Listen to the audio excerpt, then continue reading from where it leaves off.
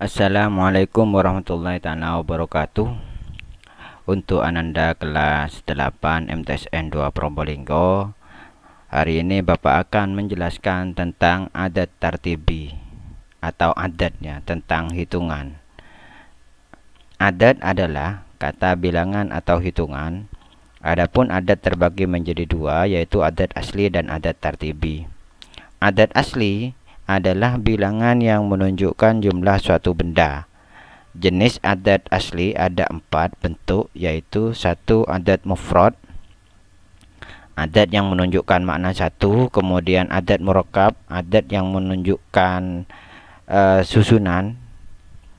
Ini biasanya adat murakkab dari angka 11 sampai 19. Kemudian ada adat ukut. Adat ukut ini puluhan. 20, 30, 40 itu adat ukut. Kemudian ada adat maktuf. Adat maktuf itu adat yang menunjukkan atau menggunakan kata atof, huruf atof. Ya, angka 21, 22 sampai 29. Sedangkan adat tartibi adalah isim adat yang menunjukkan tingkatan dan dengan mengikuti wazan atau pola fa'ilun atau fa'ilatun.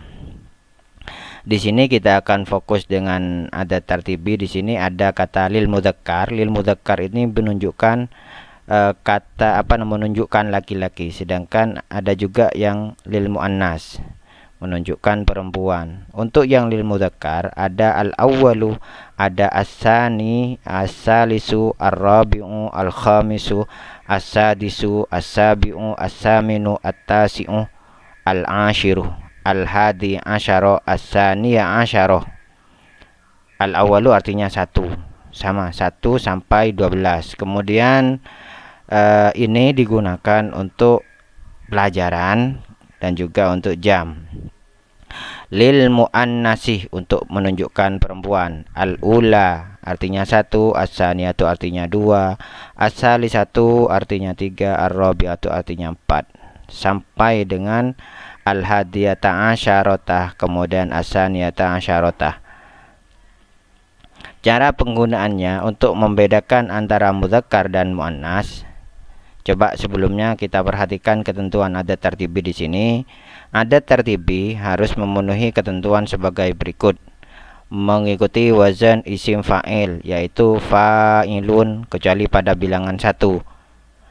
Adat dan ma'dudnya harus sesuai antara muannas dan mudzakkarnya. Contoh ad-darsul awwalu. Kalau menggunakan ad-darsu, maka kalau kita menggunakan adat, maka menggunakan adat yang lil mudzakkar, ad-darsul awwalu. Kenapa mudzakkar? Karena kata ad-darsu huruf akhirnya tidak terdiri dari tak marbutah. Jadi untuk membedakan mudzakkar dan muannasnya secara lafzi, secara jelas, secara lafaz, itu adalah tak marbutah di belakangnya. Ad-darsul awwalu, ad-darsus sani, ad-darsus salisu, ad-darsul rabi'u, ad-darsul khamisu. Sedangkan untuk adat yang menunjukkan adat di sini adat murakkab, ya, susunan al-hadi asyarah, kemudian ad-darsul hadi asyarah atau al-hadi asyarah, ad-darsus saniyah asyarah. Tidak boleh dibaca as-sani asyarah, tapi as-saniyah asyarah atau as-saniyata asyarotah, begitu. Kemudian kita lanjutkan ke yang lil muannas. Untuk yang muannas seperti apa contohnya? Al-khissah, ya. Jam pelajaran al-khissatul ula. Al-khissatu itu ada tidak? Al-khissatu, al-hissatul ula, al-hissatus saniyatu. Ini ketika menggunakan adat tartibi, menggunakan yang lil muannas, yang menunjuk perempuan. Kenapa? Karena kata al-hissatu itu huruf akhirnya menggunakan tak marbutah. Itu yang membedakan antara mudzakkar dan muannasnya. Kemudian kalau misalkan kita menggunakan adat yang murakkab, maka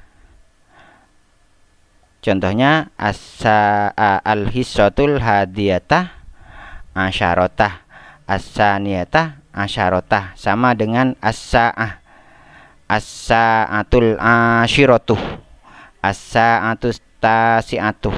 Kemudian untuk yang ini maka menjadi as-sa'atul hadiyatah asyarotah, as-sa'atus saniyatah asyarotah.